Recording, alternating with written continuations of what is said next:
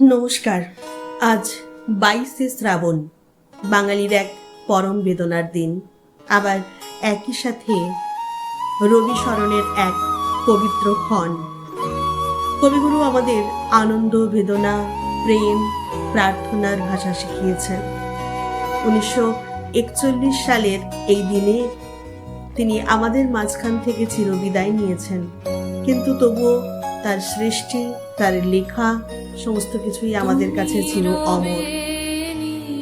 কবিগুরু রবীন্দ্রনাথ ঠাকুর আপামর বাঙালির কাছে এবং বাংলা সাহিত্যের কাছে সূর্য সমান, যার আলো ছাড়া আমাদের পথ চলা প্রায় অসম্ভব।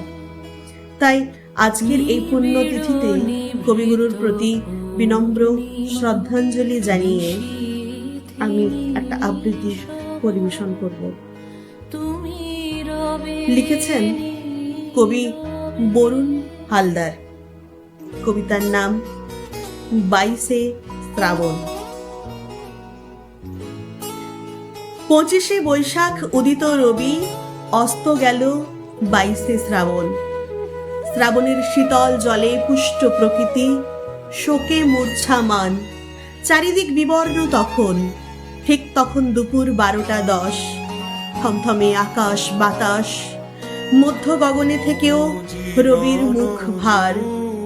রবির প্রস্থানে নেমে এলো অমানিসার ঘোর অন্ধকার। হায় হায়, এ কি হলো, এ কি হলো? এই বুঝি নিভে গেল সহস্র রবির আলো, যে আলোয় আলোয় অজ্ঞান রূপী অন্ধকার দূর করে লক্ষ কোটি মানুষের হৃদয়ে জ্বেলেছ জ্ঞানের আলো। তোমার অক্ষর অমৃতের ধারা সমগ্র ভূভাগে, 7 সমুদ্র বাকি 1 ভাগ ভূমি। সেকাল একাল সাহিত্য জগতে রাজা ধীরাজ মহা হিমালয় তুমি। শোকের পরে শোক জীবনে সবই মিথ্যা আফসোস। তুমি বুঝেছিলে মৃত্যু তো মৃত্যু নয়, এ তো আসা যাওয়ার খেলা। পৃথিবীতে সীমিত সময় কত কিছু দিতে হবে, তাই তো শোক ভুলে কলমে কাটত তোমার বেলা। উজাড় করে সবকিছু দিয়ে চলে গেছো অমৃত লোকে আমাদের ছেড়ে। নয়নে তোমায় দেখার সৌভাগ্য হয়নি। তোমার সাজানো সমুদ্রে ডুব দিয়ে দেখি তোমায় প্রাণ ভরে।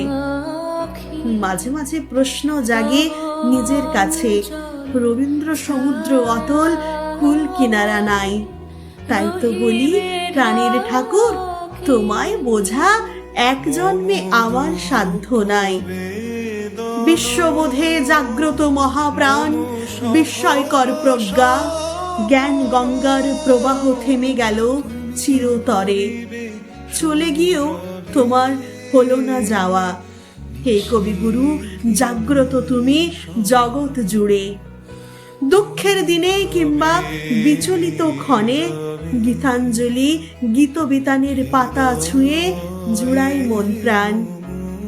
তোমায় পূজিতি ঠাকুর, তোমার কবিতা গাই তোমারই গান। 22শে শ্রাবণের পুণ্য লগ্নে তোমার পুষ্পরথ পৌঁছায় অমৃত ধাম। হে গুরুদেব, অশ্রুসিক্ত নয়নে জানাই তোমায় শত সহস্র প্রণাম। নমস্কার।